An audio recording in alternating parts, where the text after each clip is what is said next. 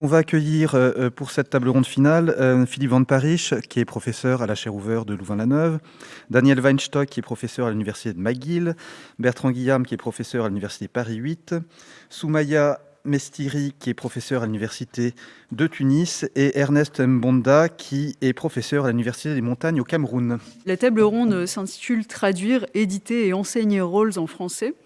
On a simplement suggéré aux intervenants qu'ils pouvaient chercher à répondre à 3 questions, qu'ils pouvaient aussi chercher à ne pas répondre à ces 3 questions, mais à certaines de ces 3 questions.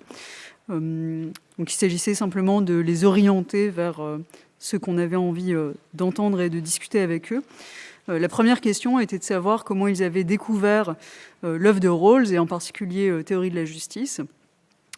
La deuxième question était la question de savoir donc quelle place ils accordent à Rawls dans le cadre de leur enseignement, quelle est l'approche qu'ils privilégient avec leurs étudiants pour aborder l'œuvre de Rawls, et enfin la question de savoir quelles sont les difficultés qui, elles, ont rencontrées pour traduire Rawls en français, ou avec les traductions de Rawls en français, quels usages il et elle font des traductions de Rawls en français. Donc on leur laisse tout de suite la parole.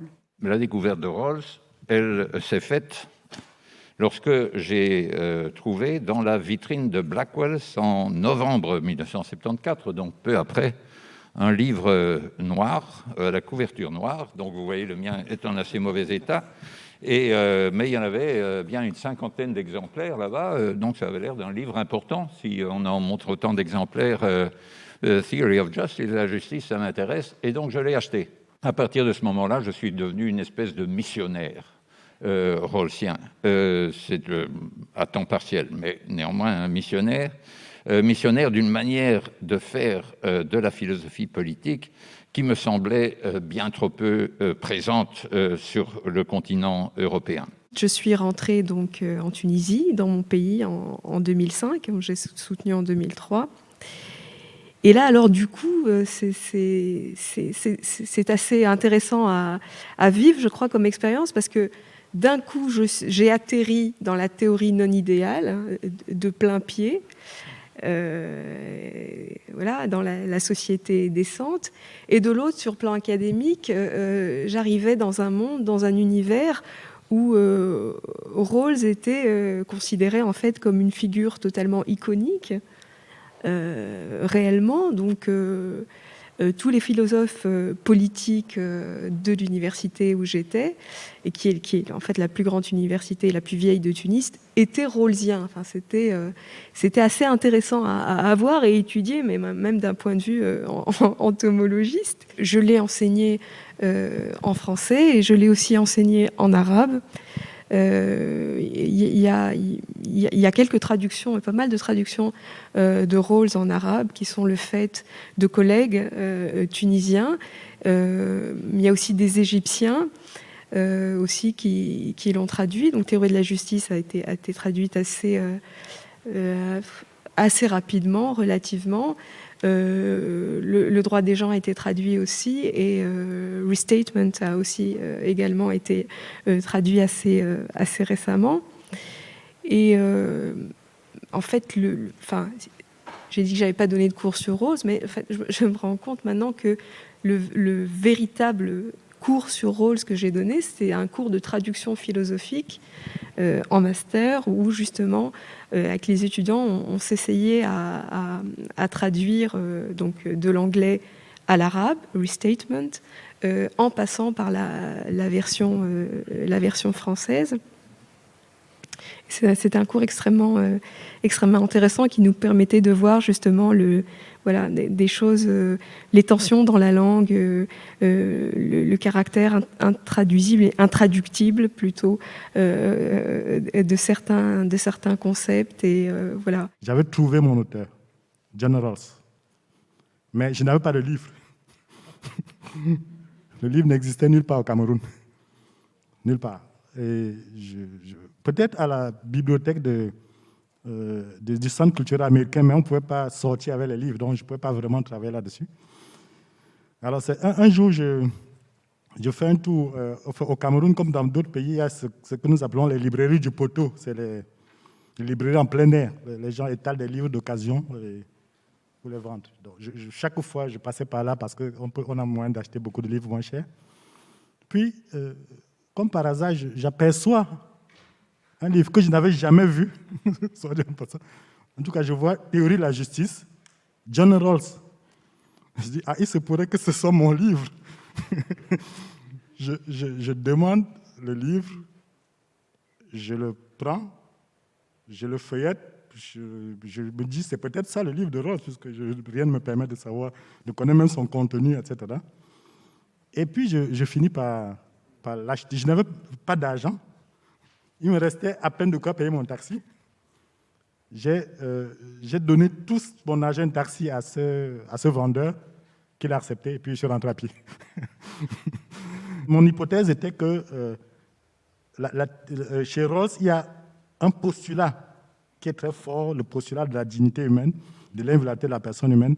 C'est ce qui commande tout le reste de sa théorie. Et j'ai fait de cette idée ma thèse. L'une des difficultés que j'ai rencontrées, c'était une forme de traduction de Rawls, mais pas traduit dans une autre langue, mais traduit dans le contexte africain, dans le contexte camerounais. Ça, c'est la question que les étudiants me posaient souvent. John Rawls, d'accord, mais Rawls est américain. Ensuite, il dit que sa théorie s'appuie sur la culture démocratique occidentale.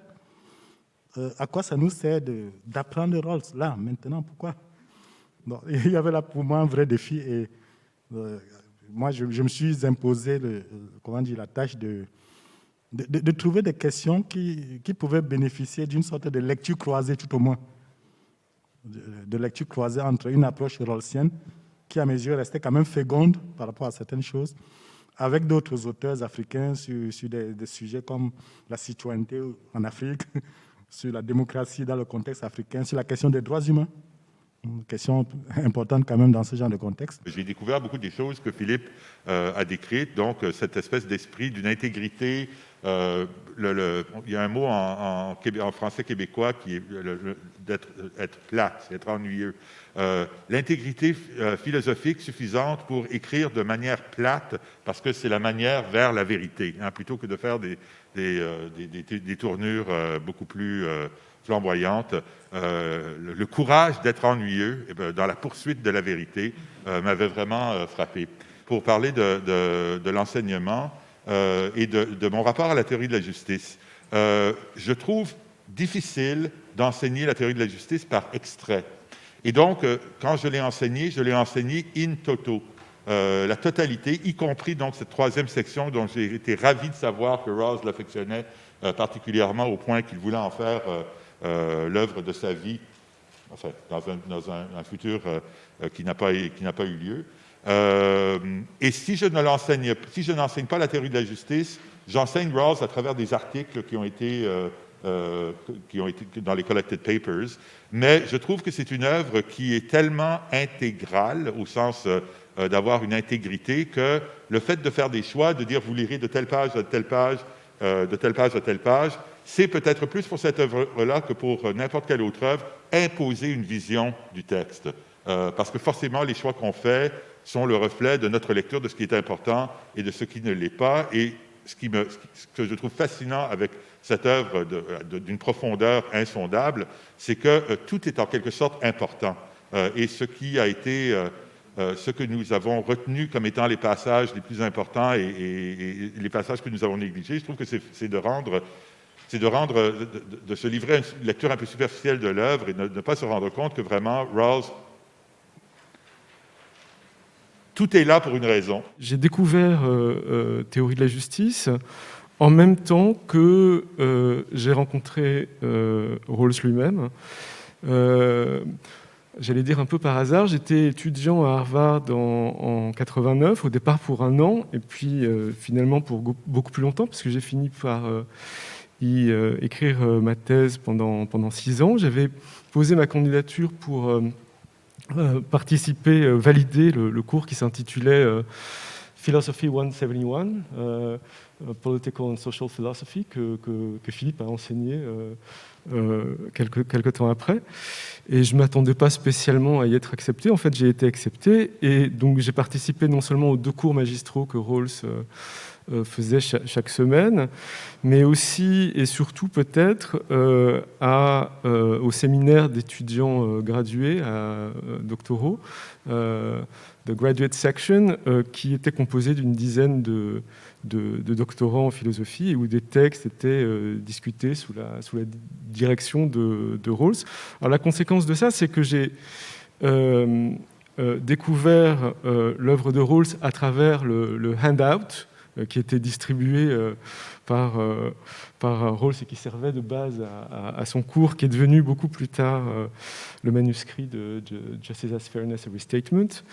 Et c'est sans doute la raison pour laquelle j'ai été convaincu très tôt que la théorie de la justice contenue dans son livre de 71 et la théorie de la démocratie qui était déjà esquissée dans un article qui était paru à l'époque, était Political Not Metaphysical, et qu'on retrouvera exprimé plus tard dans Political Liberalism, n'était pas antagoniste, mais plutôt complémentaire.